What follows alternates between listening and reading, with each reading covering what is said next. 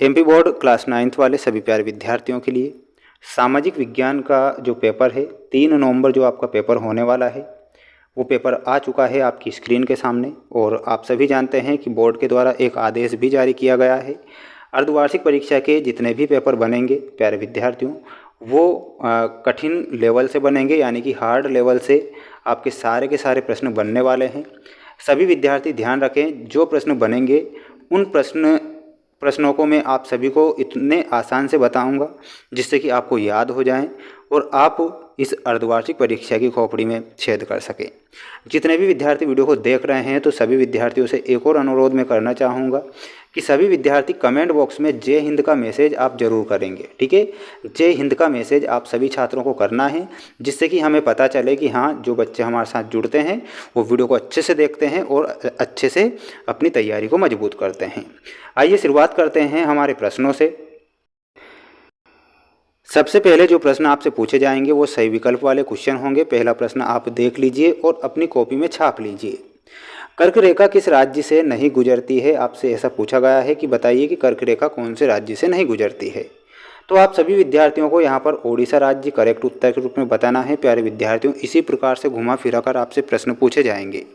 कर्क रेखा किस राज्य से नहीं गुजरती है? तो ओडिशा राज्य है। राजस्थान, छत्तीसगढ़ व त्रिपुरा से कर्क रेखा गुजरती है, लेकिन ओडिशा राज्य से कर्क रेखा नहीं गुजरती है। अधिक वर्षा वाले जो राज्य हैं वो कौन कौन से हैं? तो यहाँ पर आप सभी का मेघालय और असम ये अधिक वर्षा वाले राज्य हैं। तो यहाँ पर आप सभी बच्चों का मेघालय और असम सही उत्तर के रूप में होगा।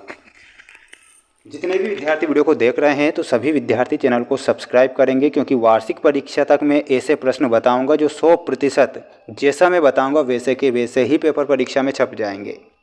जनगणना कितने वर्षों के अंतराल में होती है? तो देखिएगा, जनगणना 10 वर्षों के अंतराल में होती है। तो यहाँ पर आपका 10 वर्ष सही होगा।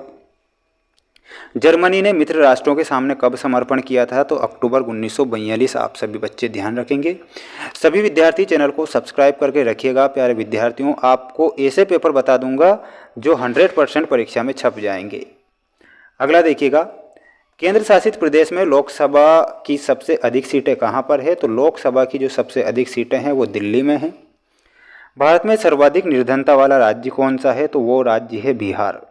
तो ये दोनों ही प्रश्न 100% ऐसे प्रश्न हैं जो परीक्षा में आएंगे। सारे के सारे प्रश्न गारंटी में लेता हूँ कि पेपर आपका बाहर नहीं जाएगा अगर आप इन पेपर को देखते हैं और अच्छे से इन पेपर को याद करते हैं। तो भारत और श्रीलंका के बीच कौन सी खाड़ी है? तो आप सभी बच्चे जानते हैं कि भारत और श्रीलंका के बीच जो खाड़ी है उस खाड़ी का नाम है मन्नार की खाड़ी। ग्रीष्म ऋतु में चलने वाली हवाओं को क्या कहते हैं? तो जो ग्रीष्म ऋतु में चलती है उन्हें लू कहते हैं। सुंदरी वृक्ष में पाए जाते हैं। तो सुंदरी जो वृक्ष हैं वो कहाँ पर पाए जाते हैं? इसमें आपको बताना है मैंग्रोव वन। लोकतंत्र नागरिकों का क्या बढ़ाते हैं? तो लोकतंत्र जो होता है नागरिकों का सम्मान बढ़ाता है। पालमपुर से दूध निकट के गांव में बेचा जाता है। तो वो गांव का नाम हो जाएगा रायगंज। रायगंज। कृषि एक कार्य है। तो प्यारे विद्यार्थियों, कृषि जो होता है एक मौसमी कार्य होता है। तो यहाँ पर आपको मौसमी कार्य बताना है। सभी बच्चे इसका स्क्रीनशॉट ले लीजिए, रट लीजिए इन प्रश्नों को, क्योंकि ऐसे प्रश्न पूरे यूट्यूब पर आपको कोई नहीं बताएगा जो परीक्षा में आते हैं, ठीक है। बिल्कुल ऐसे प्रश्न बता रहा हूँ, आप निश्चिंत हो जाइए। अगर ये पेपर आप पढ़ते हैं तो बिल्कुल आपका पेपर पूरा आएगा। सत्य सत्य में देखिएगा, अक्षांश का प्रभाव दक्षिण से उत्तर की ओर दिन रात की अवधि में पड़ता है। तो ये आप सभी बच्चों का क्या हो जाएगा? ये सही हो जाएगा। शीत ऋतु दिसंबर से शुरू होती है। जर्मनी के संबंध में नाथसी दमनकारी महाध्वंस थे। सऊदी अरब में एक वंश का शासन चलता है। तो ये बिल्कुल सही है। भारत में महिलाओं की साक्षरता दर अधिक है। तो ये गलत होगा। खाद की कमी के कारण कीमतें बढ़ जाती है। तो ये बिल्कुल आपका सही है। प्यारे विद्यार्थियों, स्क्रीनशॉट ले लीजिए। 100% सत्य सत्य वाले क्वेश्चन हैं जो परीक्षा में आएंगे। अब यहाँ पर आप देख सकते हैं जोड़ी आ चुकी है स्क्रीन के सामने, पूरी जोड़ी मिलाकर बताऊंगा।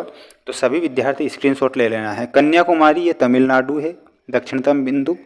जावा में आपका इंडोनेशिया सही होगा। गद्दी स्थान है हिमाचल प्रदेश।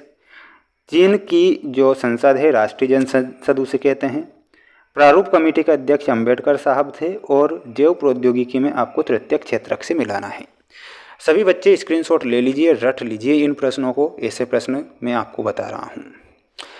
अब यहाँ पर आप देख लीजिएगा जिसमें आपको कौन से क्वेश्चन दिए गए हैं आपको एक शब्द या एक वाक्य में उत्तर लिखो। किसी स्थान की दीर्घ अवधि की वायुमंडलीय दशा क्या कहलाती है? तो उसे क्या कहेंगे? उसे कहेंगे जलवायु। जलवायु।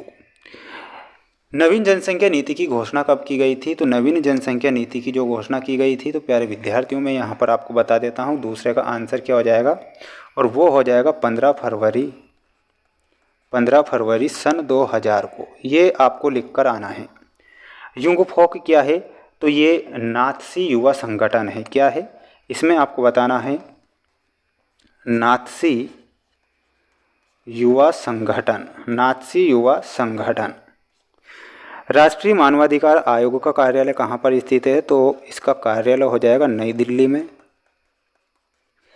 राष्ट्रीय काम के बदले अनाज योजना कार्यक्रम किस वर्ष में लागू किया गया था? तो ये जो लागू हुआ था सन 2004 में।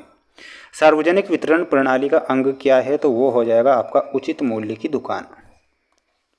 उचित मूल्य की दुकान।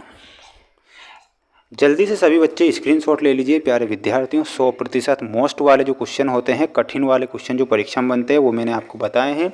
4 से 5 सेट पेपर के माध्यम से आपको पूरा का पूरा सिलेबस में कंप्लीट करवा दूंगा, जिसमें 2 नंबर वाले क्वेश्चन हो जाएंगे, 3 वाले और 4 वाले।